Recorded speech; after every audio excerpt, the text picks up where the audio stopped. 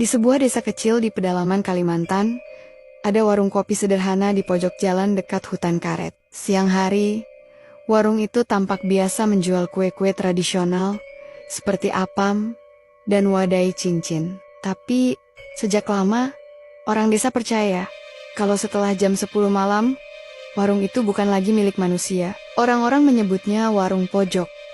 Suatu malam, Arman sopir travel kehabisan bensin saat melintas. Ia bersyukur melihat ada warung masih buka. Dari luar, lampu pelita menyala redup. Di dalam, seorang ibu setengah baya menyambutnya. Silakan singgah nak, minum kopi dulu. Arman duduk. Kopi hitam disuguhkan, tapi rasanya pahit aneh. Seperti tanah basah. Saat menoleh keluar, ia sadar, jalanan sunyi sekali. Bahkan suara hutan pun hilang. Tiba-tiba, pintu bambu di belakang warung terbuka. Dari sana keluar beberapa sosok tinggi besar berambut panjang. Matanya merah menyala. Mereka duduk di kursi kosong, ikut memesan kopi, dan bercakap dengan bahasa yang tak dimengerti. Arman kaku. Ia sadar ia sedang berada di warung milik penunggu hutan.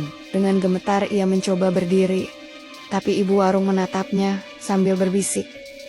Kalau sudah minum di sini, jangan sekali menolak bayarannya. Arman merogoh dompet, tapi uangnya tiba-tiba berubah jadi daun kering. Sosok-sosok itu tertawa keras. Suara mereka bergema sampai keluar hutan. Keesokan paginya, warga menemukan mobil Arman terparkir di pinggir jalan. Di jok depan, ada secangkir kopi dingin, penuh tanah basah di dalamnya. Tapi Arman hilang tanpa jejak.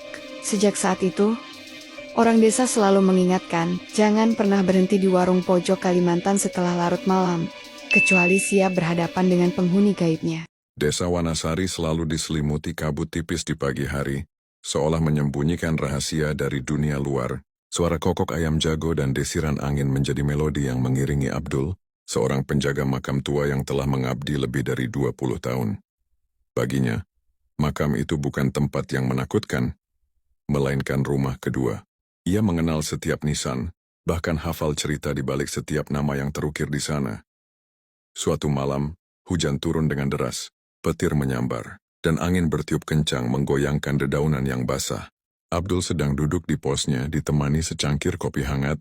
Saat ia melihat bayangan hitam bergerak di antara nisan-nisan, ia mengira itu hanya ilusi dari kilat yang menyambar.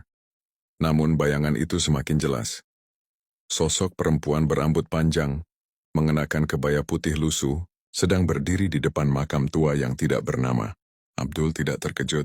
Ia sering mendengar cerita tentang noni Belanda, arwah penasaran yang sering terlihat di makam itu. Tapi kali ini berbeda. Sosok itu tidak hanya diam, ia melangkah perlahan, dan Abdul melihatnya memegang sebuah kerudung. Perempuan itu tiba-tiba menoleh ke arah Abdul. Wajahnya pucat pasi, matanya hitam cekung dan bibirnya membiru. Ia tersenyum, tapi senyum itu bukan senyum manusia. Abdul, tolong carikan kain kafan, bisiknya dengan suara serak. Aku kedinginan. Abdul merinding. Ia tidak pernah berbicara dengan hantu sebelumnya. Namun perasaan iba mengalahkan rasa takutnya. Ia teringat cerita dari kakeknya, bahwa arwah yang meminta pertolongan harus dituruti, atau mereka akan terus mengganggu. Abdul pun mengambil kain kafan yang disimpannya di pos. Dengan langkah gemetar ia berjalan mendekati perempuan itu. Ini kain kafannya, kata Abdul, menyodorkan bungkusan itu. Perempuan itu mengambilnya dengan tangan yang dingin seperti es. Ia menatap Abdul dalam-dalam, dan mata hitamnya seolah menembus jiwa. Terima kasih Abdul, katanya lagi, kau sudah menolongku. Ia lalu menoleh ke belakang ke arah makam tanpa nama. Ia meletakkan kain kafan itu di atas nisan, dan seketika asap putih mengepul dari sana. Disusul suara rintihan yang menyayat hati. Sosok perempuan itu perlahan menghilang, menyisakan kerudungnya yang tergeletak di tanah. Abdul terdiam, lututnya lemas. Ia buru-buru kembali ke posnya, mengunci pintu dan memanjatkan doa. Ia tidak bisa tidur malam itu. Terbayang-bayang wajah pucat noni Belanda. Keesokan harinya Abdul pergi mengecek makam tak bernama itu. Kerudung yang ditinggalkan perempuan itu masih ada. Ia pun mengambilnya, berniat untuk membersihkannya. Namun saat ia memegang kerudung itu, ia melihat ukiran kecil di sudut kain. Ukiran itu membentuk nama Abdul. Jantung Abdul serasa berhenti berdetak.